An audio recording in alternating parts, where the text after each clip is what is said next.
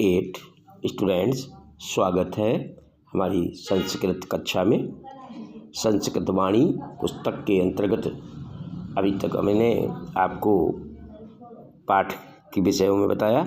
आज मैं चाहता हूँ इस वीडियो में कि आपको कुछ व्याकरण का पार्ट इसमें बताया जाए, जो कि समास आदि संधियाँ भी बताऊंगा। पहले मैं आपको इसमें समास के बारे में आपको ज्ञान कराना चाहता हूँ। तो बच्चों, सबसे पहले यह जानना ज़रूरी है कि समास होता क्या है, समास कहते किसको हैं। जैसा कि आपकी बुक में लिखा हुआ है स्लाइड में कि दो या दो से अधिक पदों को इस प्रकार मिलाना कि उनके आकार में कमी आ जाए और अर्थ भी पूरा पूरा निकल जाए। इस संक्षेप की क्रिया को समास कहते हैं। यानी कि जो संक्षिप्तीकरण करना, छोटे से छोटा करना और अर्थ भी उसका वही होना चाहिए। तो ऐसे हम पदों को इस संक्षिप्तीकरण क्रिया को समास कहते हैं। कम में लिखना, समास जो होता है बड़ा लिखा जाता है उसमें, और संक्षिप्तीकरण जब करते हैं तो वह समास कहलाता है। और पदों के बीच में इनकी जो विभक्तियाँ होती हैं, जो विभक्तियाँ आपने पढ़ी होंगी, कर्ता ने, कर्म को, करण से, द्वारा आदि आदि, षष्ठी संबंध काकी के इत्यादि, में पर अधिकरण, इन विभक्तियों का लोप कर दिया जाता है पदों को मिलाने से, जिससे संक्षिप्त हो जाती हैं। समास का अर्थ ही होता है संक्षेप, छोटा करना। समास जो है सम प्लस अस धातु से बना है। समास यानी दो या दो से अधिक पदों को मिलाकर जो पद बनता है उसे कहते हैं हम समस्त पद। इसे आगे भी बताऊंगा मैं।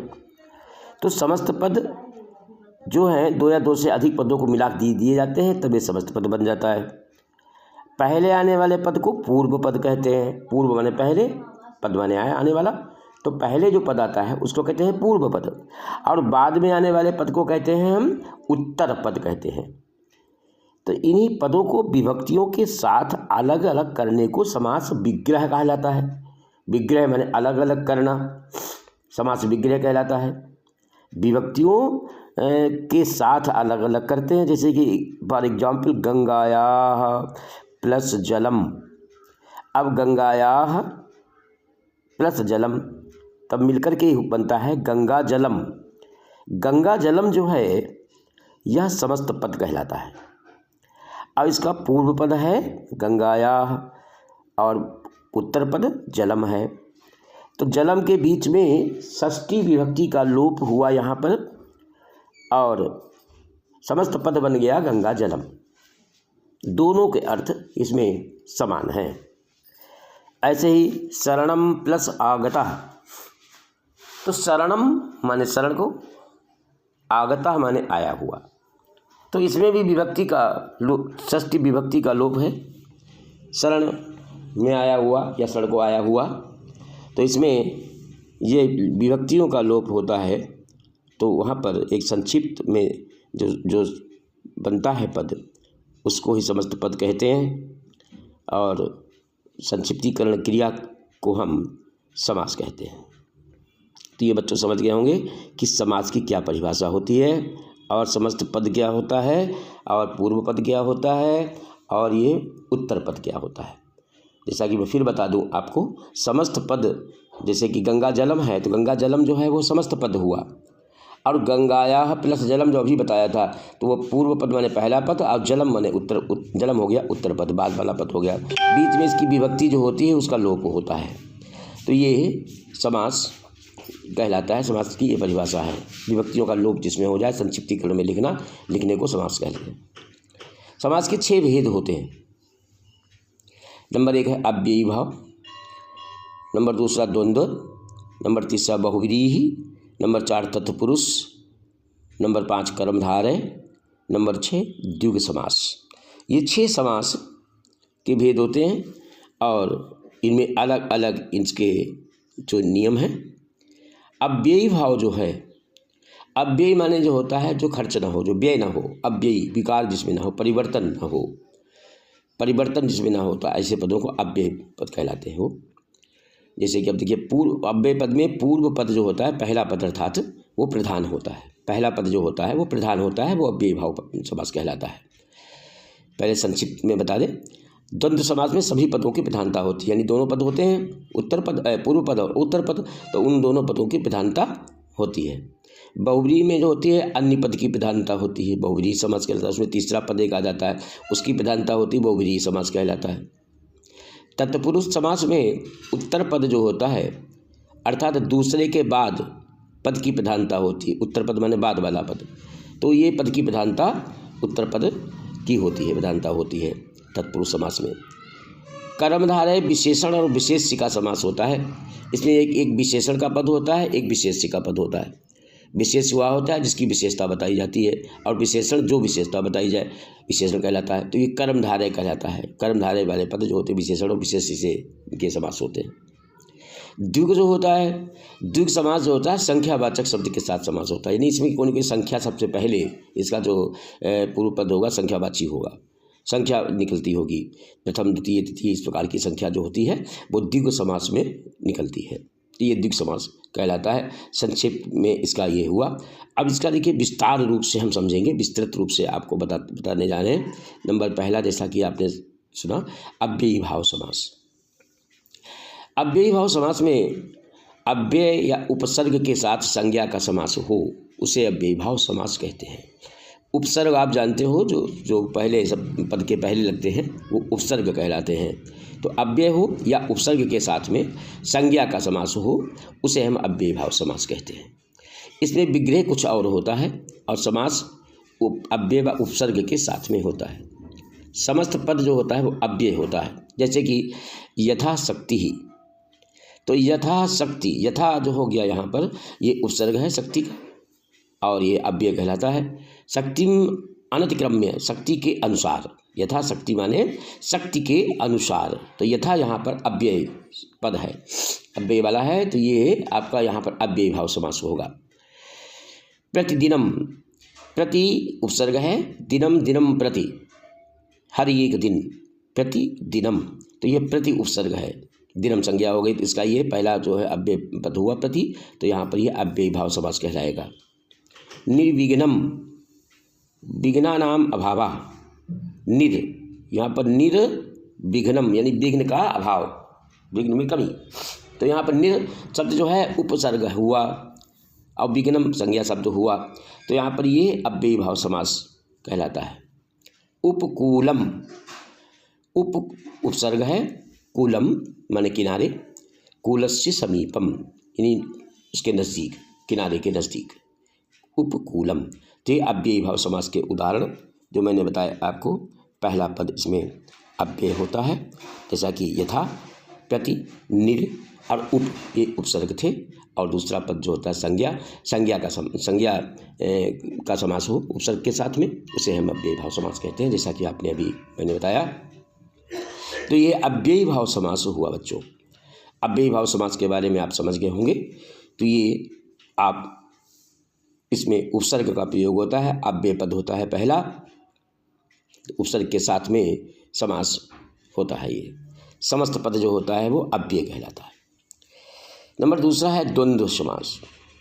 द्वंद्व समास में जिसमें सभी पद प्रधान हो और उसमें चा का लोप हो, चा माने और जो है इसमें, और इसमें नहीं लिखा होता, उसका लोप होता है, लुप्त होता है, गायब होता है। सभी दोनों पद प्रधान होते हैं इसमें, सभी पद का मतलब दोनों पद होते हैं इसमें, जैसे कि रामश्च लक्ष्मणश्च, च माने और होता है, राम और लक्ष्मण। अब रामश्च लक्ष्मणश्च, इसकी जगह लिख दिया गया राम लक्ष्मणौ, राम और लक्ष्मण, और शब्द का लोप है, और को संस्कृत में चा बोलते हैं, चा माने और, तो चा का लोप है यहाँ पे। कंदम च मूलम च फलम च या कंदानि च मूलानि च फलानि च। अब इतने लिखे हैं चा और चा, बार बार और लिखने की इसमें आवश्यकता नहीं, तो इसमें एक सबको हटा करके लिख दिया गया कंद मूल फलानि, कंद मूल फल, ये एक जगह पर इसमें चा का लोप हो गया, तो यहाँ पर द्वंद्व समास का निर्माण हुआ। और का लोप जो होता है, जैसे कंद और मूल और फल और कंद ये सब और बार बार नहीं लगाया जाता। और का लोप हो जाता है। संक्षिप्तीकरण में कंदमूल फलाने लिख दिया गया। यह द्वंद्व समास कहलाया क्योंकि इसमें चा का लोप होता है। माता पितरो, माता और पिता, माता च पिता चा, माता पितरो, माता और नहीं है, चा हट जाएगा, माता पितरो इसका समस्त पद हो गया। रामश्च भरतश्च लक्ष्मणश्च शत्रुघ्नश्च, कितने भी नाम हो, चा जो होता है और जो है बार बार इसमें चा नहीं लगाते, तो यहाँ पर इसका राम भरत लक्ष्मण शत्रुघ्न, ये इसका और हट जाता है यहाँ से, और का लोप हो जाता है, चा का लोप हो जाता है। और यहाँ पर सभी जो होते हैं प्रधान होते हैं, वहाँ पर यह द्वंद्व समास कहलाता है। नंबर तीसरा है आपका बहुव्रीहि समास। बहुव्रीहि समास में सभी पदों से भिन्न एक अलग पद की प्रधानता हो जाती है, उसे हम कहते हैं बहुव्रीहि समास। जिसमें सभी पदों से भिन्न अन्य पद की प्रधानता हो उसे बहुव्रीहि समास कहते हैं। जैसे कि 10 आननानि यस्य सः, 10 माने 10, आननानि माने मुख हैं, यस्य माने जिसके वह। अब 10 मुख वाला, 10 आननानि यस्य सः, जिसके 10 मुख हैं, अर्थात तीसरा पद यहाँ पर आएगा, अन्य पद की प्रधानता हो जाएगी।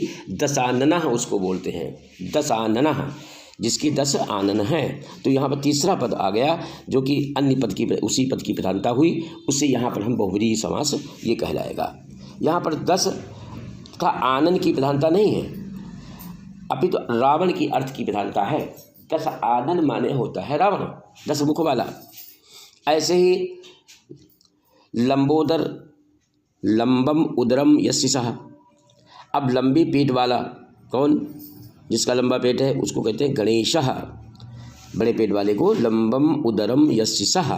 तो तीसरा पद आया गणेशः, तो यहाँ पर ये गणेशः हो गया। ऐसे ही तीसरा है चक्र पाणौ यस्य सः, चक्र है, पाणौ माने हाथों में, यस्य माने जिसके वह, उसे क्या कहते हैं विष्णु। तो ये विष्णु जो होगा ये अन्य पद है, इसकी प्रधानता यहाँ पर हुई, तो ये यहाँ पर बहुव्रीहि समास हुआ। निर्गतम भयम यस्मात् सः, निर्गतम भयम भयहीन से, जिससे भयभीत, निर्भय हो जाए, निडर, भयहीन पुरुष। तो ये तीसरा पद हो गया। वीराः पुरुषाः यस्मिन् सः, जो वीर पुरुष है उसको क्या, इसके लिए एक शब्द आता है वीर पुरुषः, वीर पुरुषः तीसरा पद प्रधान हो गया। और इसमें ये अन्य पद प्रधान नहीं होते हैं, तो ये भिन्न अन्य पद की प्रधानता होती है तीसरे वाले की, उसे ही बहुव्रीहि समास कहते हैं। महाशयः, महान विचार वाला, महान आशयो यस्य सः, जिसका महान विचार है। तो यहाँ पर इतना ना लिख करके महान आशयो यस्य सः ये नहीं लिखा जाएगा, तो महाशयः कह दिया जाए, संक्षिप्तीकरण हो जाता। तीसरा पद यहाँ पर आ गया, अन्य पद की प्रधानता हो गई, ये बहुव्रीहि समास कहलाता है। बहुव्रीहि विशेषण की तरह प्रयुक्त होता है। अब अगला जो है इसका आपका समास जो होगा वो होगा तत्पुरुष समास। तत्पुरुष समास में पूर्व पद में द्वितीय विभक्ति से लेकर के सप्तमी विभक्ति तक का लोप होता है। अब इसमें आप ये देखेंगे जितनी आपको विभक्तियाँ जैसे हैं, आपको प्रथमा नेक और द्वितीय को इत्यादि जो आपको जानते हैं विभक्तियों के बारे में आपको पढ़ाया गया होगा, और नहीं तो फिर बताया जाएगा। विभक्तियाँ जो हैं आपको, इसमें विभक्तियों का लोप होता है, वह तत्पुरुष समास कहलाता है। तत्पुरुष समास में पूर्व पद में द्वितीय विभक्ति से सप्तमी विभक्ति तक का लोप होता है। विभक्ति के नाम से तत्पुरुष का नाम भी रखा जाता है।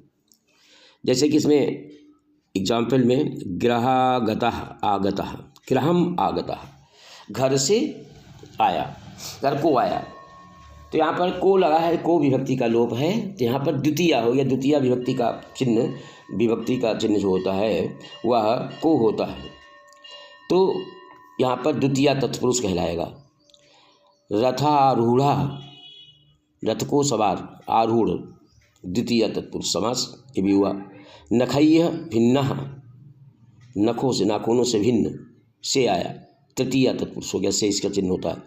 पादेन खंजः, पादेन माने पैरों से, खंज तृतीया, तृतीया से लगा हुआ पैरों से, तो यहाँ पर यह तृतीया तत्पुरुष हो गया। समास कहलाएगा। ये जो भी विभक्ति का लोप होगा वही समास का नाम यहाँ पर दिया जाता है। धन कामना, धनाय कामना, के लिए चतुर्थी, धन के लिए कामना, के लिए का लोप होगा तो यहाँ पर धन कामना चतुर्थी तत्पुरुष समास कहलाएगा। ब्राह्मण हितम, ब्राह्मणाय हितम चतुर्थी, ब्राह्मण के हित के लिए। अश्वपतितः, घोड़े से गिरा, यहाँ पर से गिरा अलग हो गया, पंचमी विभक्ति अपादान तत्पुरुष समास, पंचमी तत्पुरुष समास ये कहलाएगा। चौर भीतः, चोर से डरा हुआ, से पंचमी विभक्ति अलग होने का अपादान तत्पुरुष पंचमी तत्पुरुष समास। अब देव मंदिरम, देवस्य मंदिरम, यहाँ पर देव का मंदिर, काकी के जो होता है वह षष्ठी विभक्ति का चिन्ह होता है तो खष्टी तत्पुरुष समास कहलाएगा। हिमालय, हिमालस्य आलयः, हिमालय यानी बर्फ का आलय का षष्ठी विभक्ति। युद्ध निपुणा, युद्धे निपुणा, यहाँ पर सप्तमी तत्पुरुष आएगा। युद्ध में आया, अधिकरण में आता है और युद्धे सप्तमी विभक्ति आएगा। युद्ध में निपुण। नरोत्तम, नरेश उत्तम, नर राजाओं में उत्तम, तो ये राजाओं में उत्तम, यहाँ पर में आया तो ये में का लोप हुआ विभक्ति का, तो ये सप्तमी तत्पुरुष समास कहेगा। यानी कहने का मतलब है बच्चों, जो यहाँ पर विभक्ति, जिस विभक्ति का लोप होता है, जो विभक्ति इसमें नहीं होती है तो वहाँ पर तत्पुरुष समास होता है। तत्पुरुष समास में बताया था मैंने अभी कि द्वितीया विभक्ति से लेकर के सप्तमी विभक्ति तक का लोप होता है पूर्व पद में। तत्पुरुष समास में द्वितीया विभक्ति से सप्तमी विभक्ति तक का जो लोप हो वो विभक्ति के नाम से, उसी विभक्ति के नाम से उस तत्पुरुष समास को जाना जाता है। जैसा कि अभी उदाहरण से बताया कि कौन कौन सी से राजा आज्ञा अगर है कोई शब्द तो राजा की आज्ञा, राजा की आज्ञा, तो की यहाँ पर हट गया आपका काकी के में षष्ठी विभक्ति यहाँ पर हो गया। तो इसी प्रकार से जो विभक्ति का लोप हो जिस विभक्ति का, वहीं पर वही तत्पुरुष समास कहलाता है। तो ये षष्ठी तत्पुरुष समास कहलाएगा। राजा आज्ञा, राजा की आज्ञा, तो यहीं पर मैं आपको अब तत्पुरुष समास तक ही आज इस वीडियो में मैं आपको व्याख्या करूंगा। मैंने आपको बताया, इसलिए इसको आप पढ़ेंगे भी। इसके अलावा भी आपके 3 और भी जो हैं 2 और रहेंगी, कर्मधारय और द्विगु समास। इसको मैं पुनः अगले वीडियो में आपको उसको एक्सप्लेन करूंगा। तब तक के लिए विराम लेता हूं और आगे अगली वीडियो में आपको 2 आपके समास रह गए हैं उनको बता दूंगा और इनको भी रिपीट कर दूंगा, पुनः मैं बता दूंगा। धन्यवाद। Okay, bye.